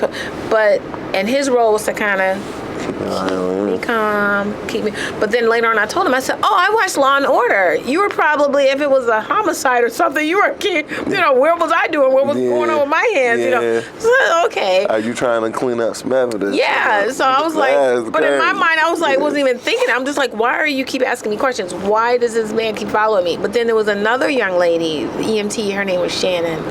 She has the spirit walk in the room, and it's like everything gets calm. And she was the one that was really like, Melissa, what's your name? And talking to me. And I was like, later on, you know, now in hindsight, you're like, oh my God, it worked. Yeah. You guys did great. And then they explained to me everything. She talked you down a little bit. Yeah, I was gone. But our daughter came, the oldest daughter, Samantha, after they took him out and everything was quiet, the police officer, he did give us a ride. He escorted us to the hospital. But Samantha took us in the bedroom and said, Mom, let's pray. And we prayed. And I swear that kind of like, okay, we got through phase 1, we get through phase 2. God got us, you know what I mean? But it was very centering, and it's just like, so that's how we were able to get through it. But so I'm constantly checking in with them, constantly like, okay, what more can we do? But like I said, the winter, you know, he had to heal first, and it was through the winter months. Now that he's back at work, and and really kind of, what can he do more? Now I think the summertime will really be a good time to kind of launch a lot of things, and especially for May, Mental Health Awareness Month. Oh, okay. Because a lot of people don't talk about the mental part of having something acute happen like that. Oh, yeah. Cause anxiety. Can't say that it won't happen or can't happen because it happened. Yeah. Can't say that don't happen. It can and it will. Yeah. It can happen. Yeah. And so, just a matter of like, we just need to have a conversation and then open it up for other things as well. Yeah. But I truly believe when men have catastrophic or bad things happen to them, I applaud you when you told me you had support groups, but it's like, I want to see more of that. Yeah. I want to see men being given a safe space to unpack and unload and still feel like I'm the man and not feel like they're vulnerable, or if they're vulnerable, it's in a safe space, right? But they still feel like I'm still strong. Yeah. And it's a delicate balance. I get it, but we have to find it because men deserve everything good and positive the same way as anybody else does. I appreciate that. Yeah. And because I guess as I continue in the work, I get more of that than I get people who like, I don't get it. Or like, y'all don't need that. So it's a lot more support for us. I haven't really bumped into any adversaries or contrarians of the need. So that's why programs are being developed. Yeah. People are moving. Yeah. It's becoming like a movement. I'm like, yes. Yeah, and I think that because we have to be taught to do it. Right. Like it has to be intentional. Right. And people just have to have these kinds of conversations and share. Right. So. Right, because women, we're socialized early on. A lot of most times, as girls, to how we're feeling and we're thinking, and we usually have friends and we talk and, girl, let's go to the bathroom together. It's not just a bathroom visit. I hope they're not in that one. So it's like we want men to feel that same, and it will be it's better for partnerships, relationships, whatever people want to call them, because what's the phrase? Happy wife, happy life. Mm-hmm. But I said we need to evolve, and I learned this from somebody. It's happy spouse, happy house. No, happy house. Yep, I say it all the time. That's what it should be, and that matter spouse, too, bro. Yeah, that spouse encompasses if it's a partner, if it's same sex, if it's a husband or whatever the case may be. But everybody needs to be happy. Yes, that's what I want. I could not agree. I'm so happy that you said that, because people need to use that phrase a little bit more, because every time a man says that in a group, I always invite them to that alternative. Yeah. I'm like, I hear what you're saying, and I ain't never been married before, so I respect where you coming from as a married person. Right. But have you ever considered happy spouse, happy house? Like, your feelings matter too. That's right. Like you shouldn't just be so self-deprecating and so sacrificial all the time. Like, what you feel and think matters, and not just to us. You can come here and share with us as much as you like to. Right. We happy to have you. Right. But you should probably share it with the person who you in the house with, especially if it's about them and how they make you feel. Otherwise, they gonna keep doing it. And what I learned is my degree is in psychology. Yes. Not psychiatry. I can't read your mind. You got to tell me something that ain't in psychiatry. I know it looked the same, but it's psychology, not psychiatry. And so I would have to say that to people, like, you expect me to read your mind when you forget I got so many things going on in mine. And it's not that I don't care or that I'm not paying attention to you.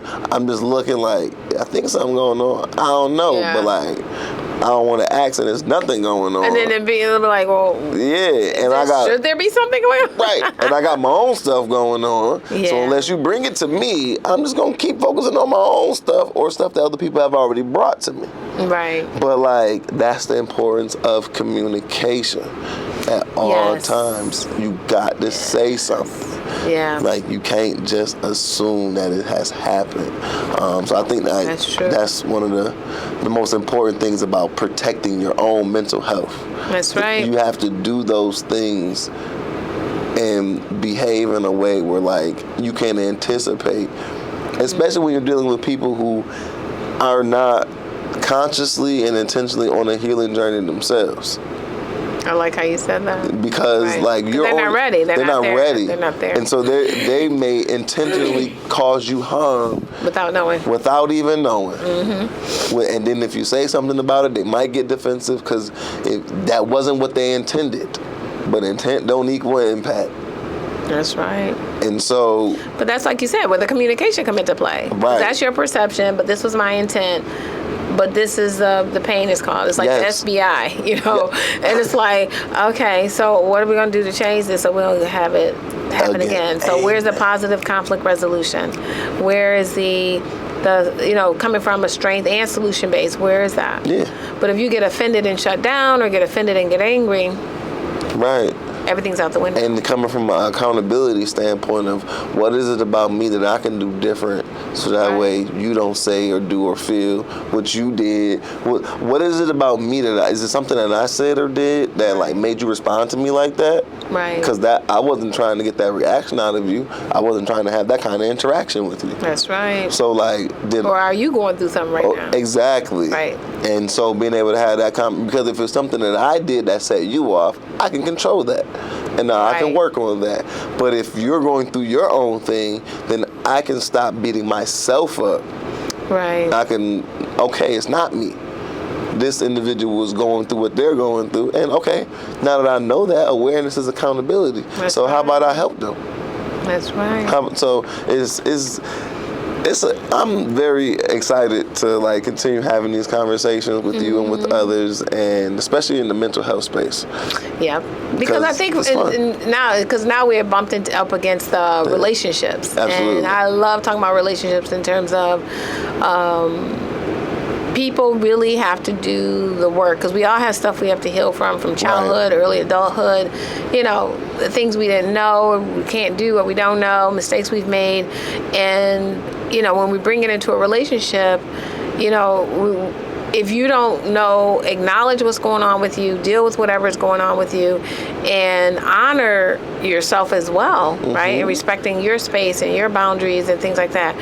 How can you show up for somebody else? Thank you. And then create something together, and not be in a space of I need this person, I want this person, I need this person to complete me.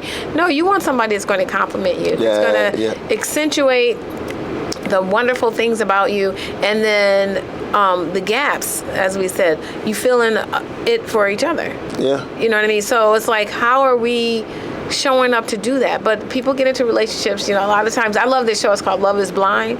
Okay. Because you should on watch Netflix? It. Yeah. So they don't see each other, but they fall in love with each other just from talking and gaining, But it's an interesting show. It's an interesting show, but it's like, why? I would, there's some things I probably would change about it, but I do like the show for the reality, entity of it, but the concept of getting to know someone without seeing the physical. Because sometimes we see, oh my God, they're so cute, and everything goes out the window. The red flags, the should we talk about this and this, really important type of things to really get to know somebody. That kind of goes out the window. Mm-hmm. So that's why I like the concept, because it's like you really got to get to know this person on a whole different level that you weren't used to before. You got to use your different senses. Now you got to talk about some real issues. Where before, it's like, you look nice. Yeah. Oh, I do? Yeah. You look nice too. Yeah, but yeah. And it's like, let's just get real. But if everybody is doing the work and also understanding to give themselves space and grace, give the other person space and grace. Because people are people. Like I said, we're very complex. Sometimes it can be messy. Sometimes, it just is what it is. I think relationships would be maintained a little bit more, sustained, and they would be healthier. And then, especially when you're talking about bringing kids into play, kids are constantly watching. When parents think that the kids are not paying attention, they can be in a whole different room, and they don't have to see it. They can feel the energy. They are not. Kids are so smart. Yeah. And the child is going to emulate the same sex parent. About 60 to 70% is going to be their personality. Trust me, I know. I have a daughter.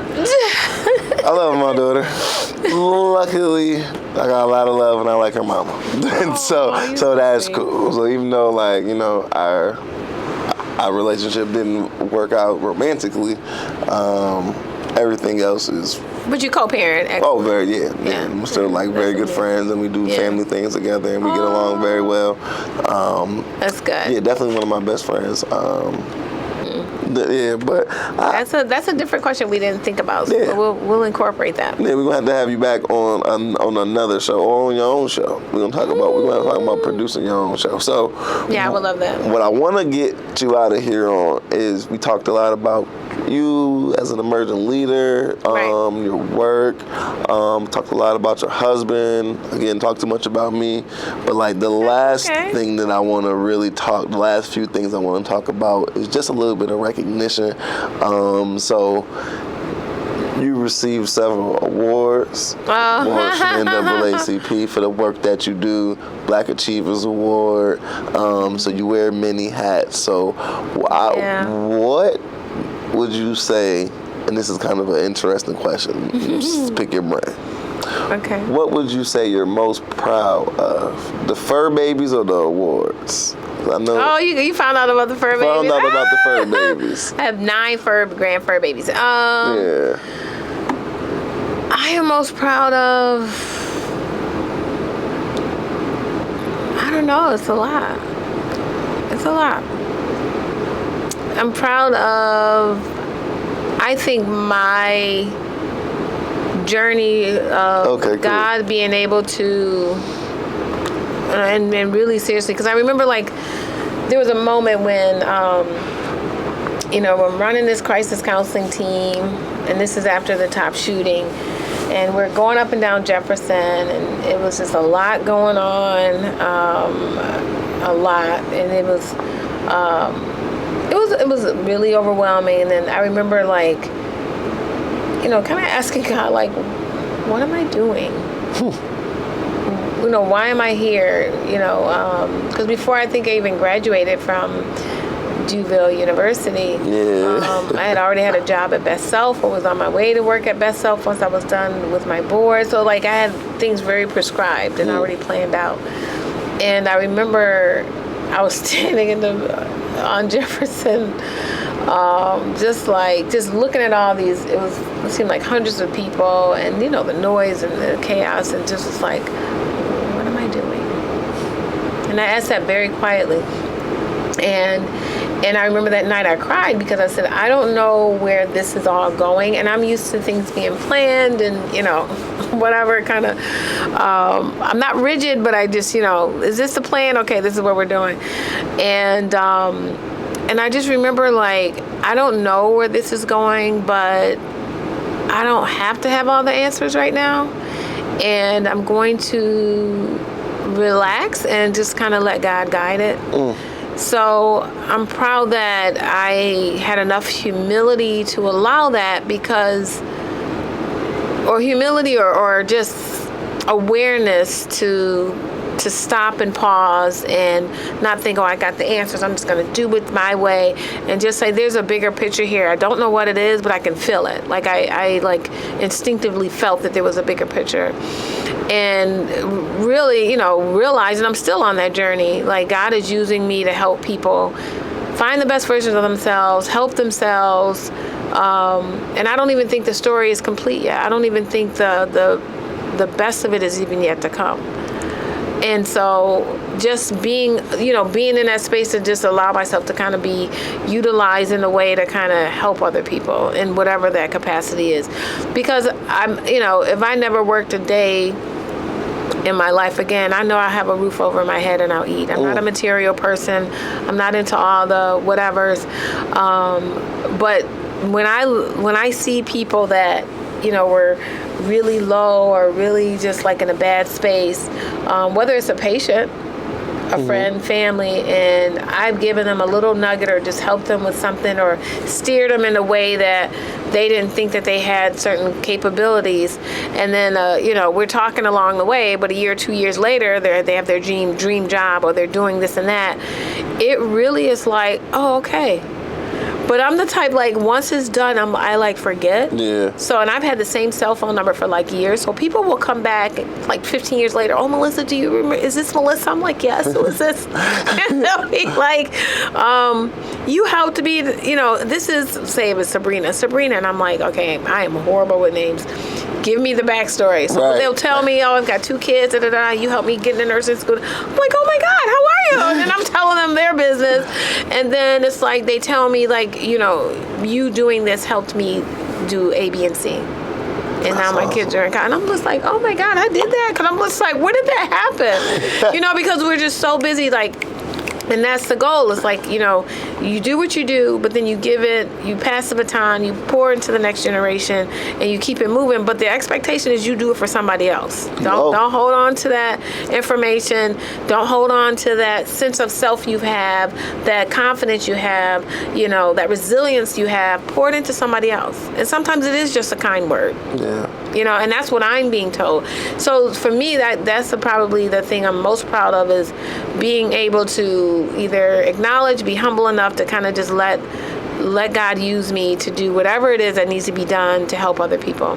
Because I do believe, I know things are kind of wild right now, but I do believe that healthier individuals, healthier families, healthier communities, and we will have the healthiest society that we can have. But we have to fight for it. Nothing's gonna be given to us. Nothing is ever given to us. That's a fact. That's worth having. Yeah, so we have to kind of fight for it, and it's not gonna happen in my time. Yeah. Maybe not even in my kids' time, but we have to keep pushing for it. Because our generations did it, and look where we are today. I'm pretty sure 400 or 500 years ago they did not dream. Oh yeah. They wanted it to be, but we are ancestors' wildest dreams. Right. So what could it be in 200-300 years? Mm-hmm. You know what I mean? But we have to work hard towards it and keep laying the foundation. And so that is, on a personal note, that's what I'm kind of proud of. On an outward note, very proud of, my family, and Fred being back on track.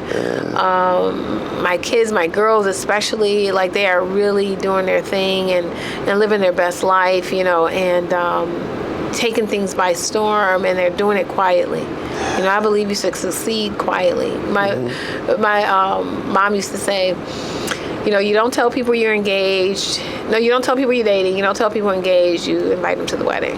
Yeah. You don't tell people you're saving for a house. You don't tell people you bought a house. You invite them to the housewarming party. Yeah. You succeed quietly. And be happy quietly. Yeah, it's a little gangster. Mama gangster. Oh, she was. Very much so. And it's just like you just have to kind of, but in doing so, how can you bring up other people to do the same? Right. How can you bring up other people? That is my big thing.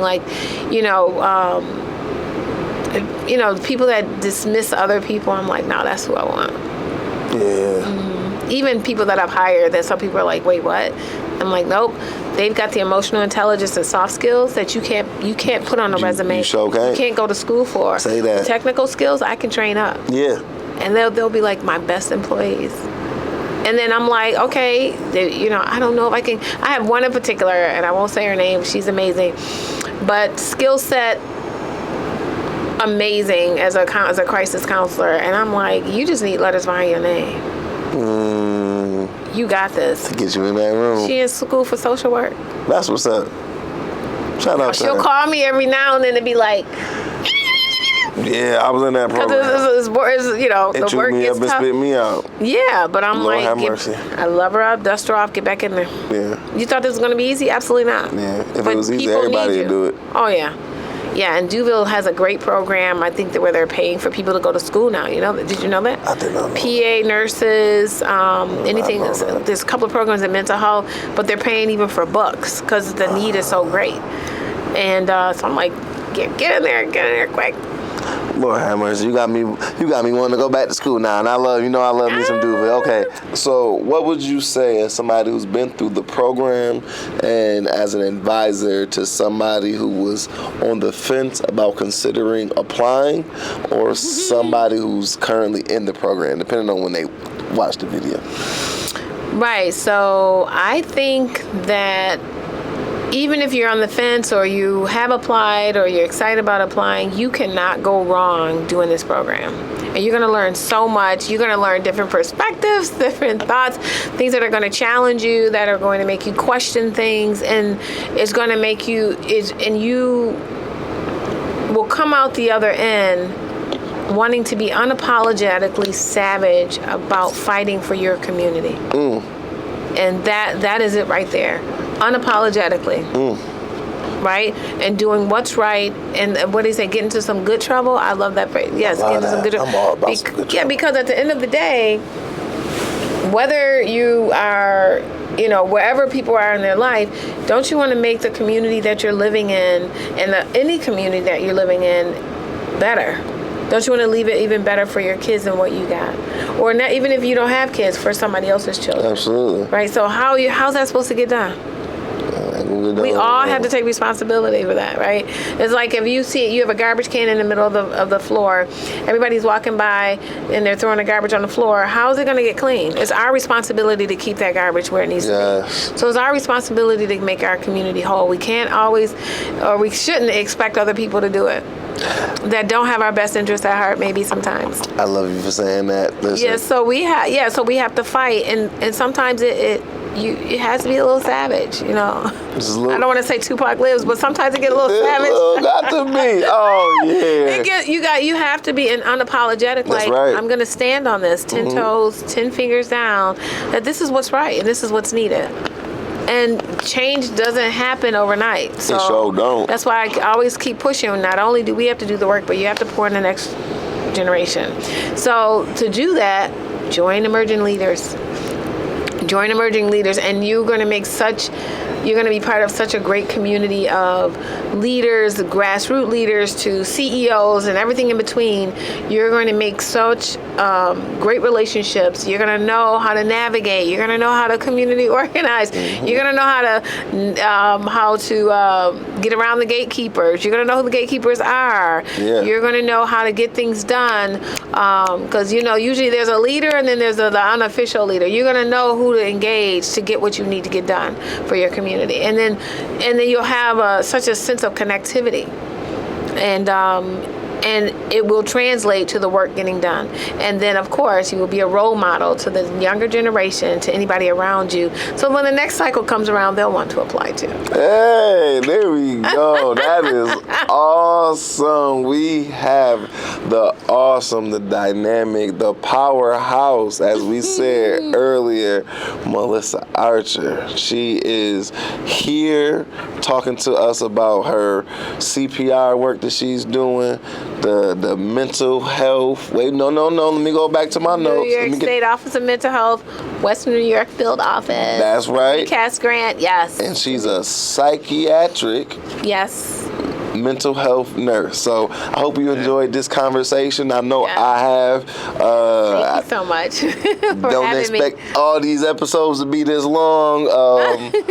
This was the first one, but we couldn't have had a better guest. It's been a privilege to reconnect with you and have this kind of a conversation with you. Yeah. I know we've spoken a lot and we've been in contact, but to just really sit down and just pick your brain and get to know you a little bit better has been super awesome. Like I said, you're one half of one of my favorite couples in the city. So we want you folks to share this video with folks. If you enjoyed it, get in the comments, let us know what you think. And we want our emerging leaders, alumni, and family to get in the comments, share your stories. If you want to be on one of these episodes, make sure you hit up Leslie. Hit up Leslie Nickerson over at Open Buffalo. Yes.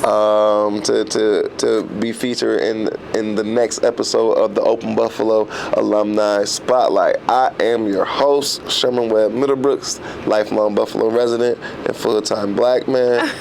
For Melissa Archer. Thank you for having me. Of course. And anytime you want to come back, anytime you want to produce anything, you just let me know. Oh, we will. Yeah, most definitely. Send me that contract. I most certainly will. So in the words of my hero, the Honorable Jerry Springer, y'all take care of yourselves and each other. Peace. Peace. Jerry Springer Trigger. He's my hero. He's crazy. I love it. Yeah. But he was a serious reporter. Yeah, in the mayor of Cincinnati before. Yeah, and then he went, and I'm like,